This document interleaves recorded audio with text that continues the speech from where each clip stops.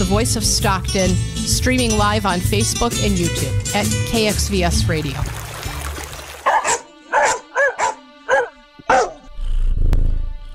Hi everyone, this is Dr. Julie Damron, local veterinarian for over 20 years. I am so excited about my new radio show, Tales and Tips, on Tuesday morning at 10 a.m. on Facebook, YouTube, Voice of Stockton, and KXVS Radio. I will discuss relevant issues affecting animals and pet owners today, how to avoid common problems, and how to extend the quality of life for your cherished companions. As a community advocate, I will also discuss important social issues that affect our city. I plan to showcase organizations and heroes who are doing amazing things to help others. Remember to tune in every Tuesday morning at 10, starting soon.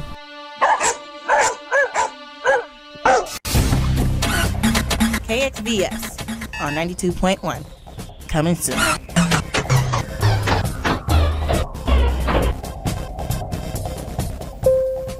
The views and opinions expressed in the following program do not necessarily reflect those of KXVS, the Voice of Stockton, or its parents, affiliates, management, and staff.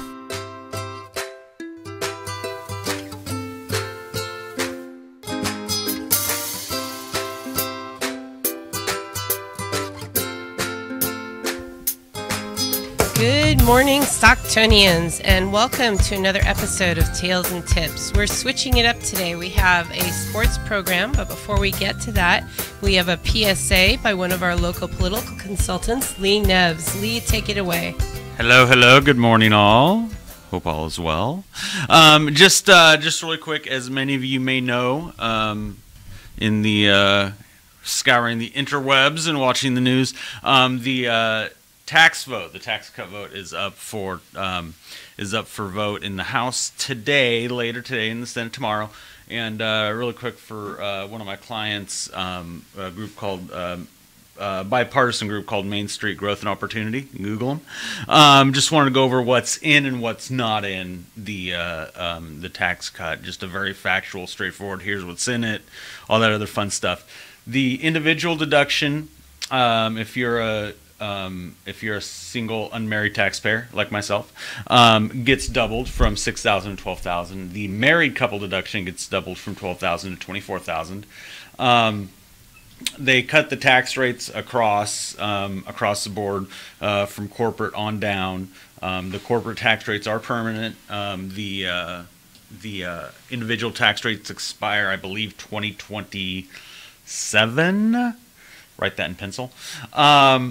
And just a couple other things that are in it, because I know things have been changing, and in this political environment, unfortunately, it's very much like when I was 5 years old, and I would tell my mom I don't want to eat the broccoli, and she said why, and I'm like, because. Too often it's like, I don't like that. Why? Because. So here's what was left in it, remaining in it. I know a lot of people are concerned the student loan deduction was going to go away. It has stayed in the bill. The stipend for graduate students. So let's say I was getting my PhD at UOP, which I did graduate from, and I was and part of my tuition was a stipend to teach an undergraduate class there. That deduction remains in, so you can deduct that from your taxes. Also, for California, the state and local tax, they call it SALT. There's a 10K cap, and a lot of people were concerned that it was going to be just for property taxes. It's a 10K cap for both property and local taxes combined. And the mortgage deduction was at $1 million. Mortgage deduction has come down to $750,000, and of which a lot of times when you say something and right after you're done saying it, you're like, oops. There was a tweet out, I forget who put it yesterday, but they said, the only counties in these counties in California are going to suffer from the mortgage deduction being reduced from $1 million to $750,000, and they named off San Francisco, Marin, Orange County, and me being in Stockton, I'm like, I don't feel sorry for them. I hate to break it to you. But the mortgage deduction has come down. One thing that is going to go away is the individual mandate for Obamacare, and I know a lot of people are concerned that if you take the individual mandate away, let's say I'm a bright and healthy 24-year-old, which I'm not, but let's say I am. Before, if I did not get insurance if I did not have insurance, period, I would get, I believe it's $2,000 added onto my tax bill. That is that individual mandate is going away. I know a lot of people are concerned that, well, what's that going to do to the Obamacare market? Are my rates going to rise or whatnot? So that, in a brief, is what's in it. And the main thing, obviously, I just wanted to, very factual. Here's what's in it, for you to decide for yourself. But also, and I mean, Julie, we run across this in Stockton politics a lot. There's not a lot of, okay, let's look at the actual facts of the case and have a civil discussion about it. It's, I'm going to call you a name, I'm going to call you a name, I'm going to call you a name, and unfortunately that's what the political discourse in America has kind of evolved to today. It's unfortunate. And there's a lot of misinformation because of that. A lot of misinformation, and so one thing that I would stress to people, whether you like the tax bill or whether you don't, is call up your local congressman and say, hey, don't give me your talking points, don't give me your fluff, tell me what's in this thing. I was listening to Voice of Stockton, and they said this is what's in it. Does that align? And if so, why is it good? Why is it bad? And just have a civil discourse. I mean, and really just look at an issue and delve deep into it and think about it, and then come to your conclusions. And I think if we do more of that, our politics are going to be much kinder. And I think you'll be surprised how much more we get done, both on a local, state, and national level. So that's my story. I'm sticking to it. Thank you for giving me the time to come in here and talk about what's going on in D.C. here in the next couple of days. Thank you for the information. Absolutely. And if an individual taxpayer has specific questions to them, who can they talk to? They should go ahead and call their local congressman's office. If they have specific information on the bill, definitely call your local congressman's office. If they have an issue dealing with their taxes, also call their local congressman's office. They either can, find out the answer for them or direct them who to talk to. Because here's the one thing about local congressional and state legislative offices. A lot of it is it should be customer service oriented. They are here to do a service for us. So if we have a question on our tax bill, hey, this happened, and I call my congressman's office, I expect them to their staff to either be able to get me an answer or say, hey, here's who you can talk to. I'm going to put you through, make sure that, you get the answer you're looking for, and then follow up with that person to make sure they got the answer they were looking for. Awesome. Well, thank you so much for being on the show today. Thank you. Go Stockton Colts. All right. Okay. Thank you, everybody. All right, let's talk about hockey. All right, so today we are going to talk about not only Stockton Colts, but we are talking about a new league that is being formed with St. Mary's. And so I'm privileged to have with me today Coach and Director Derek Eisler. I also have with me Rick Pelascki, who's a fellow Lion and president of Colt Hockey. And I have my buddy Roy Morales, who's a fellow Lion, and he's a guest host today. So I'm going to have you guys take it away. Mainly the show is going to be all surrounding you and talking about hockey. All right. Wonderful. Thank you, Julie, for for having us. We've got a really special program that these two gentlemen have really put their hearts into in our community. And there's a lot of great things happening over at the Oak Park Ice Arena. The first thing that I want to do is I want our guests to introduce themselves and give us a little bit of a history, regarding, your experience with hockey, how you actually, came to being sitting here today, and what your role is with the Stockton Colts Hockey Club. My name is Derek Eisler, and I'm a Californian. Born and raised in Oakland. I played hockey as a youth in Berkeley growing up. I was fortunate enough to leave this state and go and play in the USHL, which is one of the best junior leagues in our country. Due to injury, I stopped playing at the age of 19, 20, and got into coaching. That was right around the mid-'80s. Been doing hockey for about 30 years. My first paid coaching job was in Rochester, Minnesota, in the USHL, and then I was blessed enough to be a part of the San Jose Sharks NHL team from 1993 to 1996 as an assistant coach / coach's assistant. I worked under Kevin Constantine there. Really learned a lot about myself and the game at that point. Kind of an apprenticeship before that was in Minnesota, just hanging around with a lot of hockey people. Then just due to travels and family, my wife is from Stockton here, so that's why we're here in this town right now, which is a beautiful place to live. My wife's family is here. She's born and raised. I took her away into different states, and then we're back here, raising our family here. So everything is kind of moving well in hockey and also in our life, but there's about 30 years of hockey in us, and we're always learning. So wonderful. Well, it's wonderful. I know you've got a deep passion for the game, and it's evident with what you've been doing with the kids, and our community really appreciates your efforts. Tell us a little bit about you, Rick. Well, I should have went first because I can't follow that at all. I got involved in hockey probably 7-8 years ago. My grandson, who was 3 at the time, we'd go to Thunder games, and he wanted to play hockey, but he couldn't skate. So that was a problem. I told him if that's his passion, then we'll go out and do it. So one thing led to another, and he made the Colts team, and I was fortunate or unfortunate enough to be elected the president, and nobody else wants it. So here I am, talking about hockey with a good group of guys, and this guy sitting next to me is probably the greatest coach I've been around. So wonderful. And I know both of you, and I know that your passion, you have a great passion for youth hockey. Tell us about, real quickly, just tell us about your relationship. I mean, you guys have been doing this together for like the last 6 years, and how that has affected the club, as far as moving forward. Well, one of the things that we really concentrated on is building a good, solid team of people.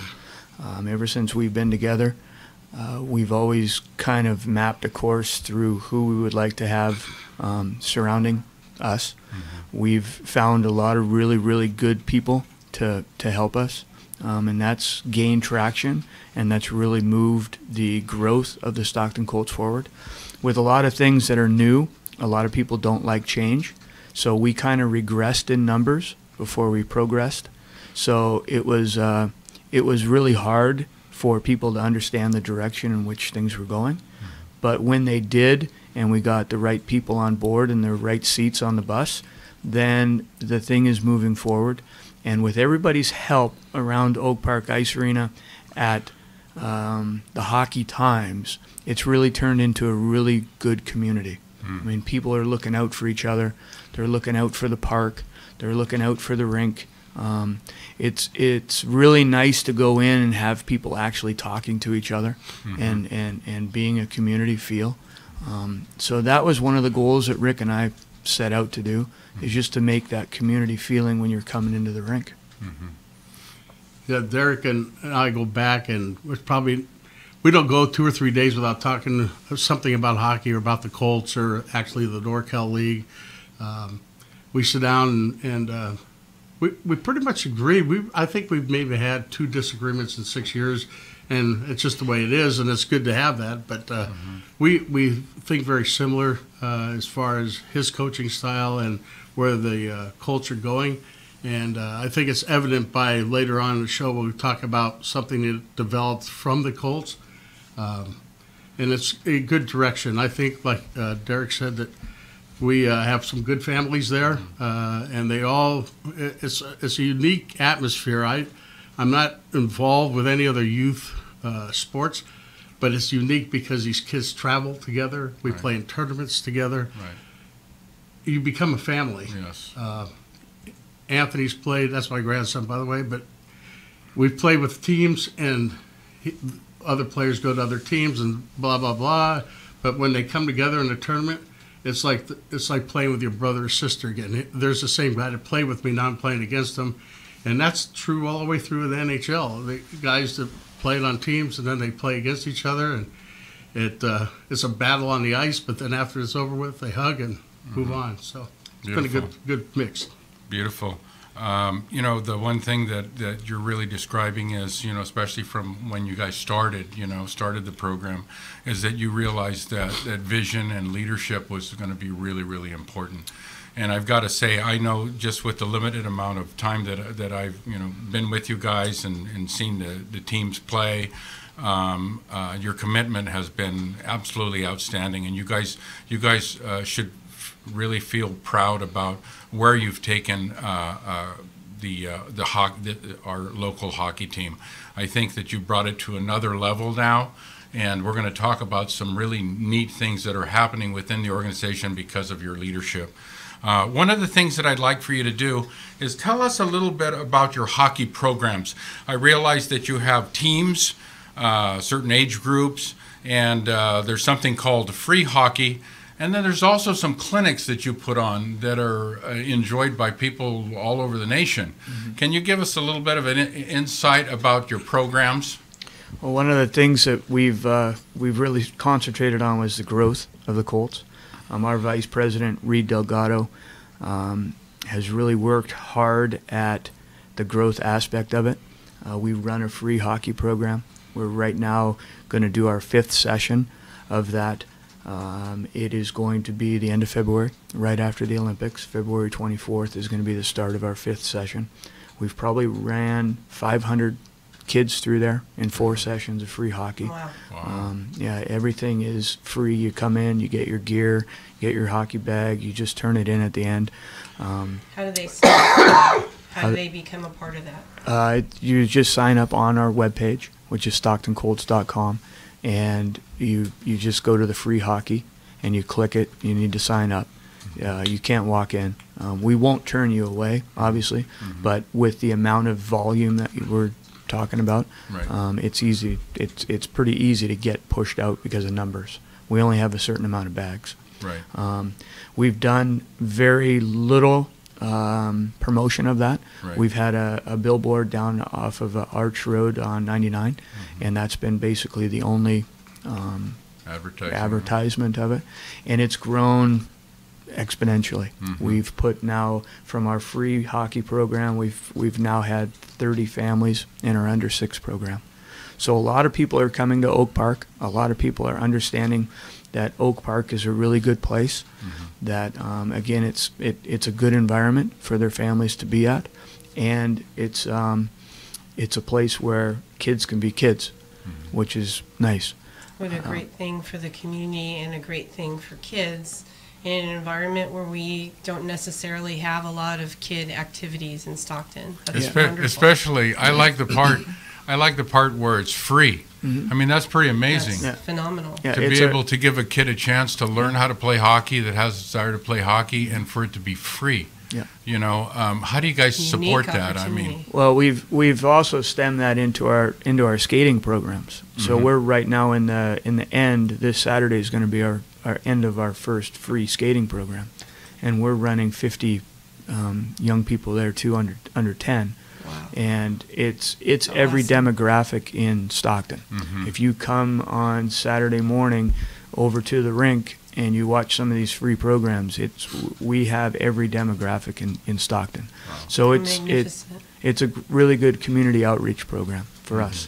But from the hockey side, it's a way to introduce kids to a new sport. Right. Obviously, we're looking for athletes in Stockton. Stockton's always been known for their athletic people. We have a lot of former pro athletes in town still. We have a lot of athletes that, are good. So we want to catch that environment. We want to make sure that we get to them before the soccer, Right. So it's a good program.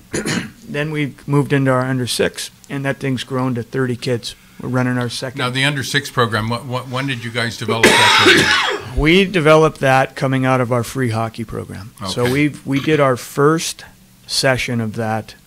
We just ended it. It was a 12-week program. Mm-hmm. It is $350 for 12 weeks. Mm-hmm. We keep the cost down. Mm-hmm. The kids get a hockey bag, and basically the program costs $250. Right. The hockey bag itself is Bauer equipment. It's really good equipment. We sell it right there at Oak Park. Dave, who runs our pro shop, has a really good connection with the Bauer rep that's here. So he gets really good introductory gear for the kids. So again, we want to keep hockey at the lowest possible cost that we can. And saying that, we want to keep the skating and every ice sport that we have there at a low cost. Right. So we want people to come to the building and enjoy what Stockton has to offer with an ice rink. Right. But from the hockey side, people say, well, it's too expensive. Well, we want to break that mentality. Right. We want to make it so people can get into hockey and get into a really, really good sport at a low cost, and then they can kind of see which direction they want to go. Do they want to stay in our in-house program, or they want to go to the Colts, or which direction do they really want to go? So that's where our grassroots comes in. Now, the other programs that we have going, we have our in-house, which is basically under 18. And from our in-house program, we've outgrown that and made a high school program. Right. It's called the Squirrels. Our in-house is the Squirrels also. And then we get into the Colts. Right. The Squirrels are now part of the Colts organization. And then we run mites, which is under 8, all the way up to under 18 or high school teams. Now, that under 8 division, do they have to be a certain age, or it's up to 8? And Up to 8. So if you got a really good 6-year-old, I mean, he might be on the team, huh? Yeah, right now we have a few awesome. we have a few under 6-year-olds that could play on the under 8s, but Yeah. us as an organization, Right. we've decided that we want to keep it 7 and 8-year-olds. Right. We don't want our 6-year-olds to join those, Right. because then the parents are asked to go and travel outside of Stockton, I see. and we don't think that that's the right thing for a 6-year-old to do. That makes sense. You know, so we want to keep those kids enjoying hockey. We want them to come to Oak Park and enjoy the feeling of what it's like to jump out on the ice and play, without the restriction of getting into a car and driving over the Bay Area or whatever. Right. So we're moving in a good direction. We've with the under 6 program, the under 8s, we have one under 10 team, we have 2 under 12 teams, we have 1 under 14, and we have 2 high school teams. That's awesome. So yeah, Look at all those kids that Yeah. are getting a magnificent experience. And Rick and I were talking yesterday about not only is this participation in a sport, but there's so many positive things that come from that. Rick, you were telling me. Yes. Actually, if you think about it, it's first of all, you got to be able to skate, so you got to have balance, right? And then it's not like baseball or football where the coach can during something tell you, like, there's 2 outs, you're going to second base with this, or after the play's over, now we're going to pass. They have to think and have the ability to see the game in front of them, and that's hard. It's hard to do, and they're learning this at 8 and below, and then going on. And some kids get it real quick, and some don't. But that's the whole purpose of going out there and playing every week and twice a week on practices. But it's a disciplined game. Everybody wants to be the scorer, but it's not all about that. It's about doing the right things on the ice. So that it's a team sport. It's not an individual sport. And Coach does a great job of getting that. And all the coaches that we have, Zach Lytle and Jeff Bertolino, and help me out, Coach. we're doing Blaine. Yeah, Blaine, our squirt coach. These guys do a terrific job, and they're clones of this guy sitting next to me, which is good. And so from 8 below all the way up to the high school teams, they're all coached very similarly. So they develop and they become better players as they go. And like I said, I've been with this for 6 or 7 years. And you see the beginning of the season, the kids are, I don't know how good this team's going to be. But midway through and towards the end, they get it. They start Awesome. passing the puck. They start doing the things that they're capable of doing, which these guys know, and they get it out of them. So it's really a good thing. And we tell parents at the beginning, it's not about winning and losing. A lot of people get stuck on that. It's about the development of your kid. If he's better at the end than he is at the beginning, then we've That's done our huge job. and successful. And who are some of the community sponsors?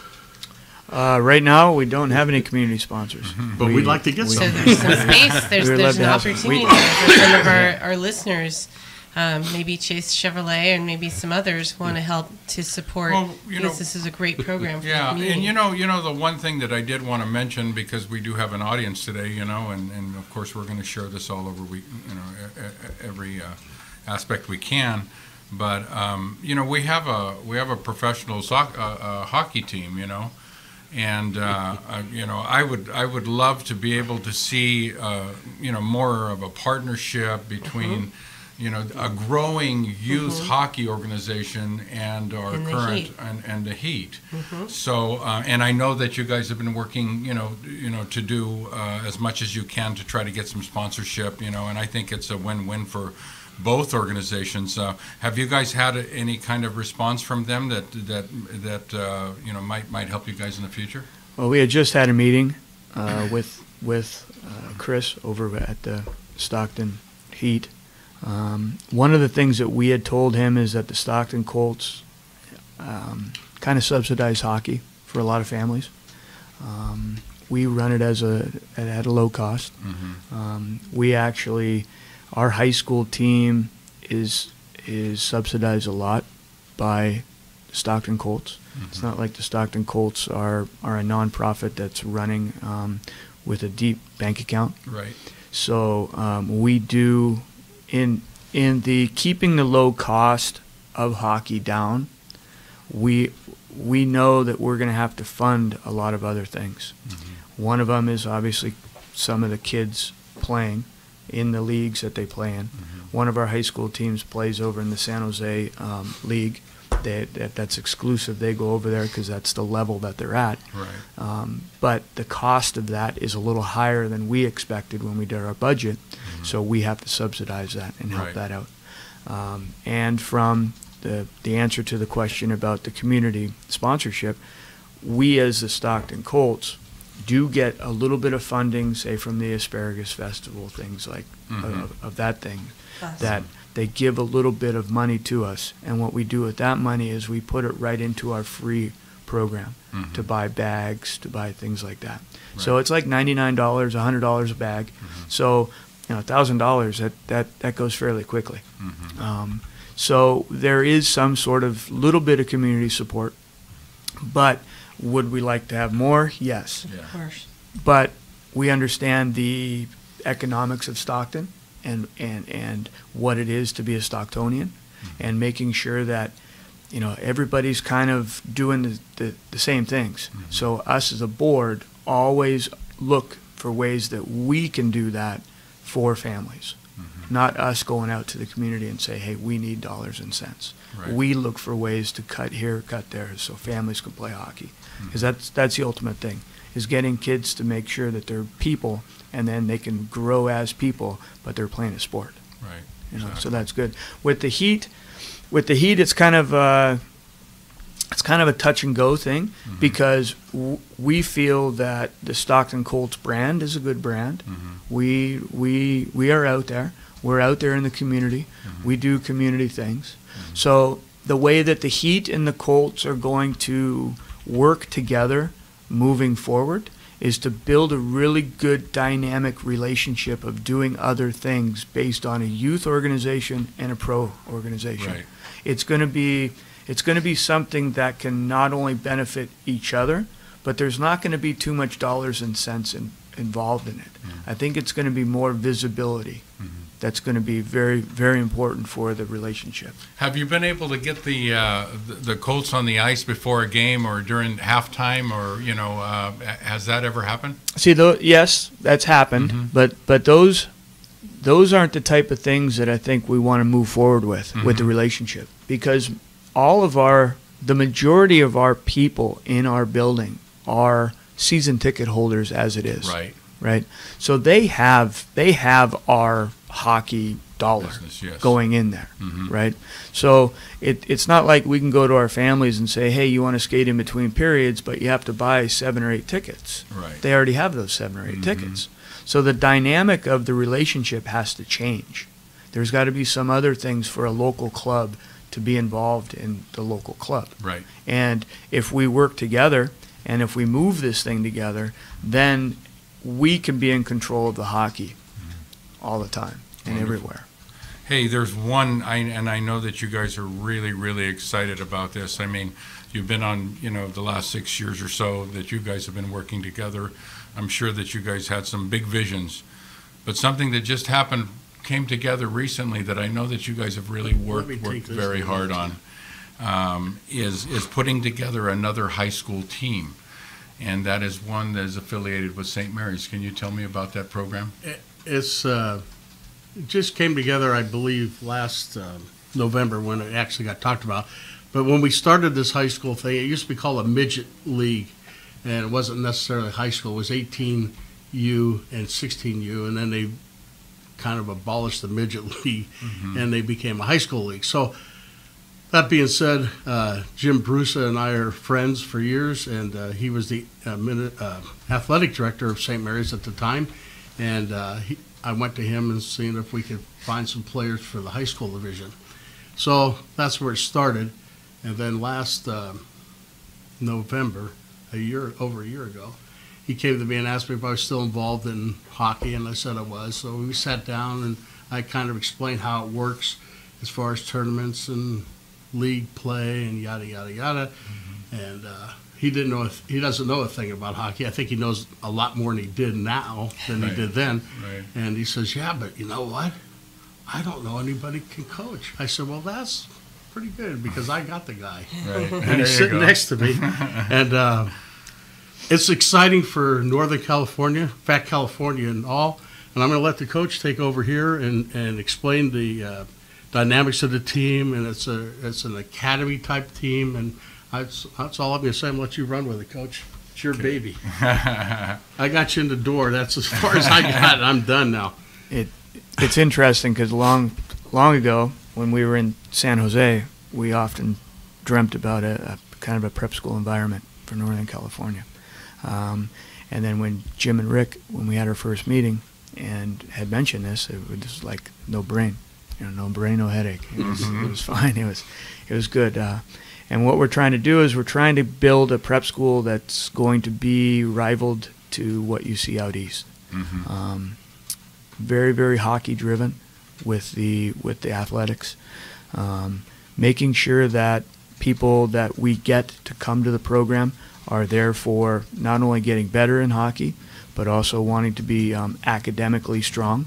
St. Mary's is very, very academically based school, so you have to have grades, which is good. The shift in hockey right now is more prep school and academy type environment.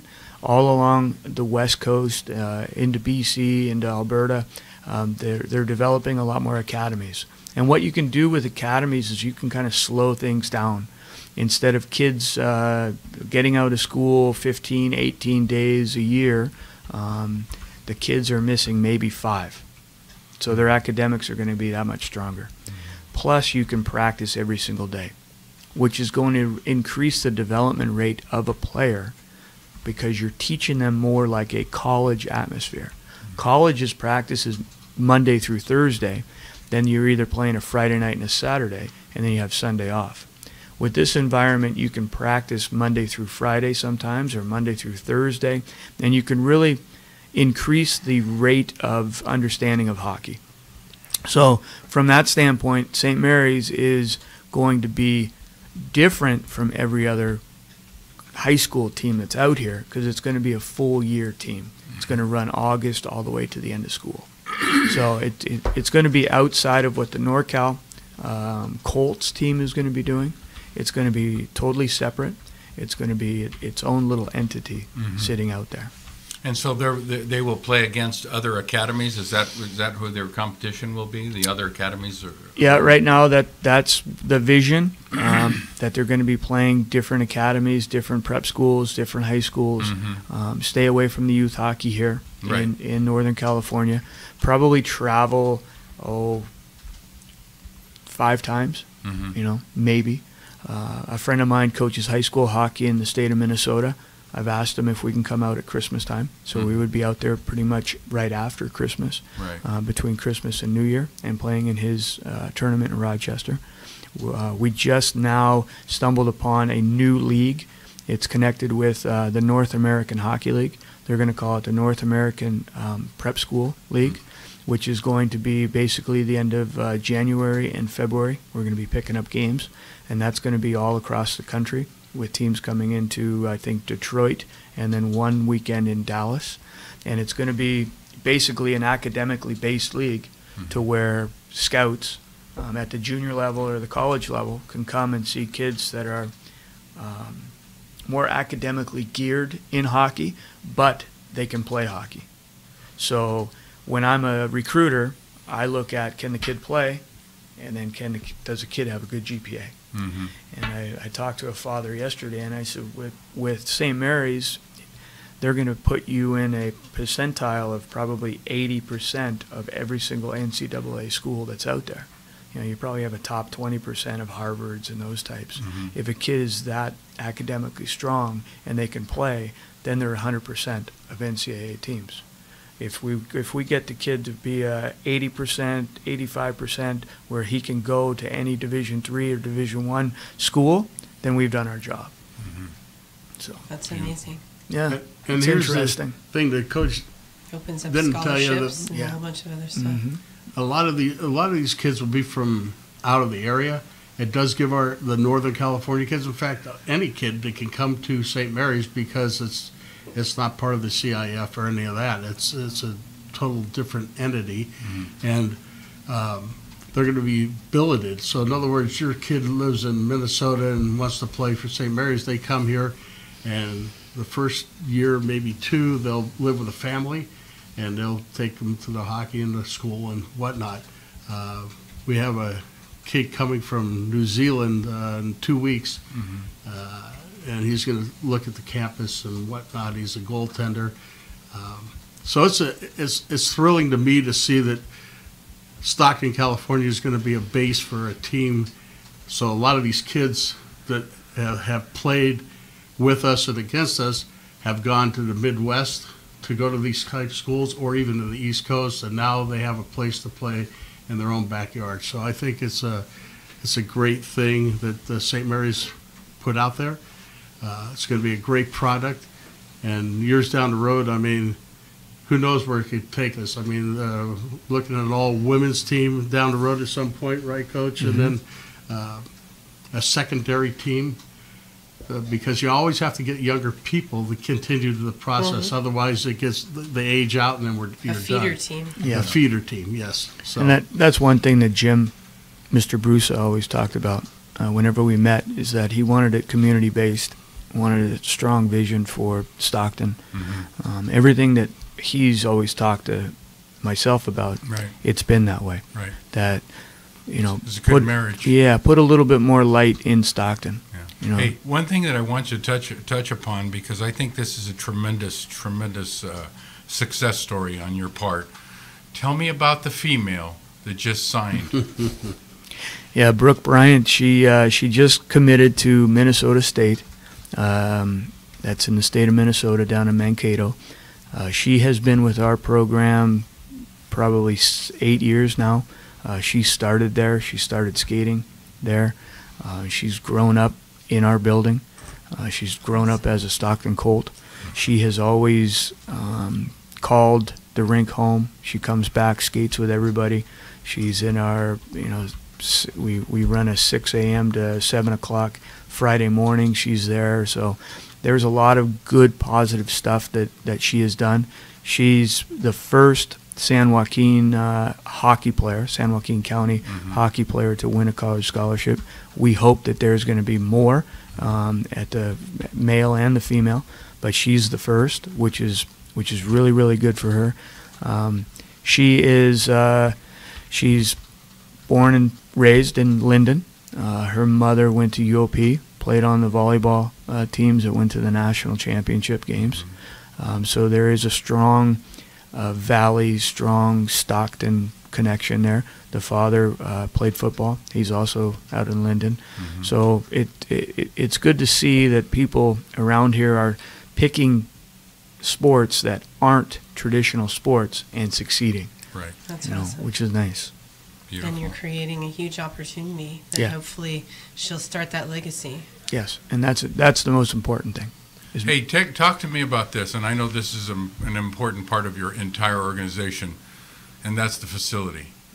Tell me the shape the facility's in, what you guys see as far as future, improvements, what you guys really need from the community itself. Well, we're blessed to be the general manager of the building too. Right. Myself and Dave, we manage the building along with SMG Stockton. You must be there night and day. Yes, with everything that you're doing. all the time. So SMG Stockton has really done great work in the last 5 years of keeping that building up. We have a lot of things that are getting done there in that building. It's an old building. It's built in 1969. The first thing that was, we actually have a picture of the first UOP hockey group that skated there in 1971. They were the first actual people that rented ice there. So we're trying to build the history up. So first off, if anybody has any history of Oak Park Ice Arena out there, I know that Bank of Stockton has a really, really good museum. So if anybody has any history of Oak Park Ice Arena, that would benefit us unbelievable. We have the original blueprints hanging up on the wall, so it's really nice. Cosmetically, I think the building is in the best shape that it's been in a long time. We've took care of the ice. The boards are looking to get done in the next probably 8 to 9 months from now. So the boards and glass might get finished. We're looking at all different ways of doing it.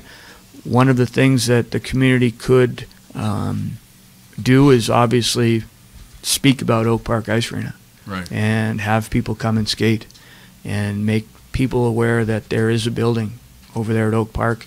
They have Billy Hubert Field, which is, there's kids there all the time playing baseball. There's the Senior Citizen Center that's behind us that is jam-packed all the time. Oak Park right now is full of life, and it's a good place. So if the community wants a safe place to go, then that's good. We can't really do much about the chillers or the pipes or anything like that. That's out of our control. We've done a very good job of maintaining it and making sure that everything works. For the last 5 years since we've been there, Dave and myself working together, the improvements have been very subtle, but the improvements has been done to the ice and to maintenance of the building. So if you come in, it's definitely changed, for sure. Beautiful. I know that's got to be a big job. There's and the other thing is this. We read the newspaper all the time, and we always hear about subsidies. We got to subsidize this. We got to subsidize that. The golf course issue was just recently, in the public eye. Tell us about how the Oak Park Ice Arena is running. It's running right now really well. I think from a GM standpoint, we are program-wise, we are almost to capacity of what we can do. We run a lot of stuff. We do a lot of good business, and we're helping in that area, and we're showing that there is a viable ice community out there. We're running a curling event here on the 29th. We're going to run a curling event downtown. So there's things that we're doing that are completely different than anybody understands about what's going on at Oak Park. Do we chip away at the subsidy? Yes. are we showing that we are viable to maybe add another ice sheet onto Oak Park? Yes. So there's a lot of different directions that we can go as a city in Stockton based on what we want out of a ice arena and or an athletic facility. So it's pretty exciting right now to be into ice sports here in Stockton, because it could very well, with the St. Mary's thing, with the curling, with the figure skating growing, with everything growing, we could add another ice sheet. Beautiful. Yeah. It's always good news, huh? Oh, yeah. You're growing. You got good leadership. I know we're coming to a close here. Let me just ask you for maybe any last thoughts on your part regarding your position at the Oak Park Ice Arena that you'd like to share with the public. Any last thoughts? And Rick as well. Come out to free hockey. That's what we're talking about. Yeah. That's All it. right. Get your kids involved. Get Get your kids doing things. We have, like we were talking about earlier, we have a library there. So we have a lot of different things that are going on at Oak Park, but come And I love for the that hockey. We discussed a literacy event as Yeah. well, and what an amazing opportunity for kids in our community to grow athletically and grow as people. Definitely. We'd just like to thank you guys for inviting us out and sharing our story.